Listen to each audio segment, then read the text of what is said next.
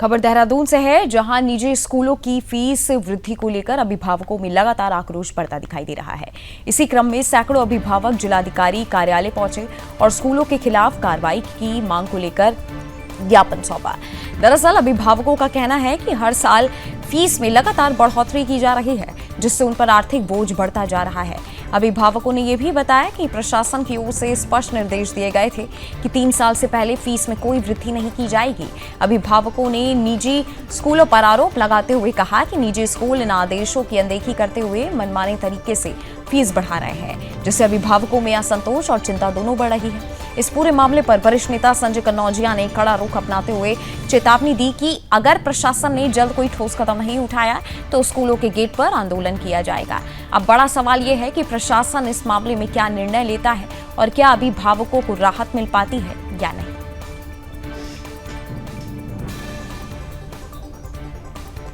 और ये तस्वीर आपके सामने देहरादून से, जहां सैकड़ों अभिभावक जिला अधिकारी कार्यालय पहुंचे और साथ ही स्कूलों के खिलाफ कार्रवाई की मांग को लेकर के ज्ञापन सौंपा गया है। कहा गया है कि हर साल बच्चों के स्कूल की फीस बढ़ाई जा रही है, जिससे उनके ऊपर आर्थिक बोझ भी एक तरीके से बढ़ता हुआ नजर आ रहा है।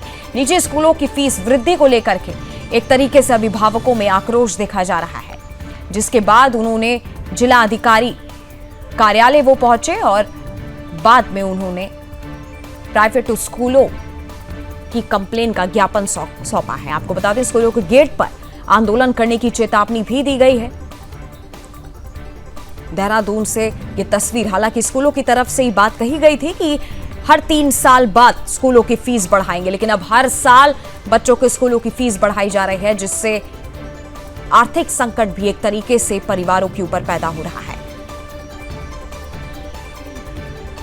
निजी स्कूलों की फीस वृद्धि को लेकर के एक तरीके से अभिभावकों में आक्रोश देखा जा रहा है। सैकड़ों अभिभावक जिला अधिकारी कार्यालय पहुंचे हैं और साथ ही उन्होंने स्कूलों के खिलाफ कार्रवाई की मांग का ज्ञापन सौंपा हुआ है।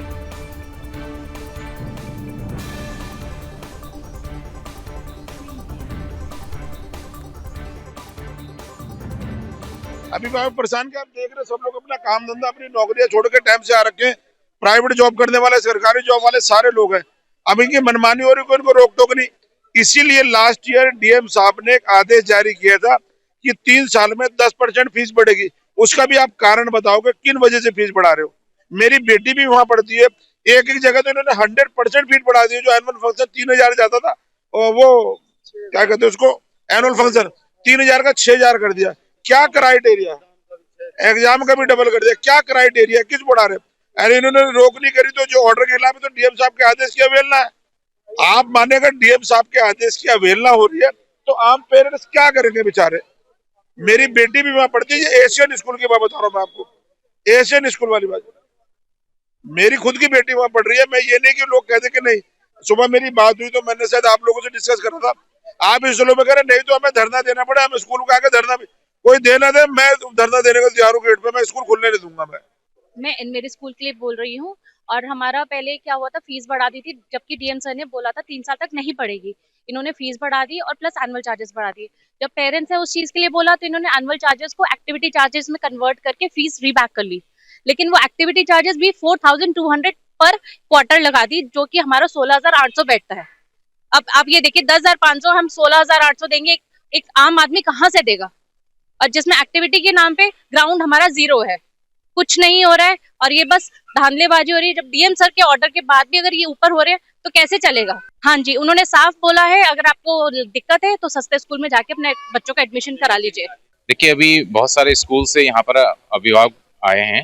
उनका ये कहना है कि पिछली बार भी जिलाधिकारी महोदय के द्वारा वहाँ पर फीस न बढ़ाने के निर्देश दिए गए थे और ऐसा एक आदेश भी था। उसके बावजूद कुछ जो निजी विद्यालय हैं वो उनके द्वारा उस आदेशों की अवहेलना की जा रही है। तो इस संबंध में जिलाधिकारी महोदय को उनके द्वारा ज्ञापन प्रेषित किया गया है, और जिलाधिकारी महोदय को ये ज्ञापन उचित माध्यम के द्वारा दिए जाएंगे और उसके बाद जिलाधिकारी महोदय का जैसा भी निर्देश होगा उसके अनुसार कार्यवाही की जाएगी। नहीं, अगर ऐसा कोई मामला है तो जिलाधिकारी महोदय के संज्ञान में लाया जाएगा। साथ ही जो शिक्षा विभाग के अधिकारी हैं उनको भी इसके बारे में जिलाधिकारी महोदय द्वारा उचित जो भी दिशा निर्देश होंगे वो दिए जाएंगे। हाँ, जो भी है सभी विद्यालयों के हमने जो है ज्ञापन ले रहे हैं यहाँ पर, और उसके बाद संबंधित विभाग को बुला करके जिलाधिकारी महोदय जो भी निर्देश देना होगा उनको देंगे।